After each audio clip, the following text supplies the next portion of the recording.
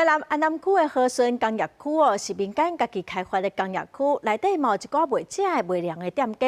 也毋过因为工业区内底是袂当做生意，所以最近就有店家收到罚单，店家嘛去向议员申诉。市政府是表示讲会来向中央反映，看港法度来修正相关的规范。来到安南区安和路二段附近20米道路两边，餐饮店、饮料店真多，客群主要拢是工业区的民众。不过最近有不少店头拢收到罚单，原因都是工业区内袂当有商业行为。因为我们有银灯，所以不知道说这是不合法的这样子，很多啊，对啊，就是重点是因为你已经花了很多钱下去装潢了，然后就是好像现在是被迫。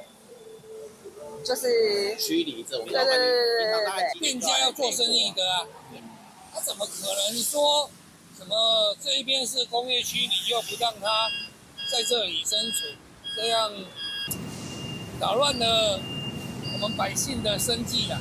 店头因为地无保护下罚款6万，也拢是最近几年才营业的店头，主要就是因为中央离开15年公告工业区袂当有商业行为，店头互检举才罚单。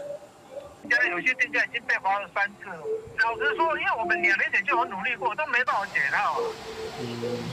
因为回温使用分析，就是因为这是中央的问题啊，所以要跟中央反映嘛。业者的一个营业行为跟营业地点呢，则必须要依照土地使用的管理规范来办理。那这个呢，也是全国一致的一个管理原则。那针对呢后续新设立的店家呢，市府呢也会来协助辅导他们合法的转型。目前和顺工业区大约有560多间的厂商，真多数拢是传统产业。中央因为烦恼商店占据工业区面积伤济，2015年才公告工业区用地袂当有商业行为，所造成店头受罚。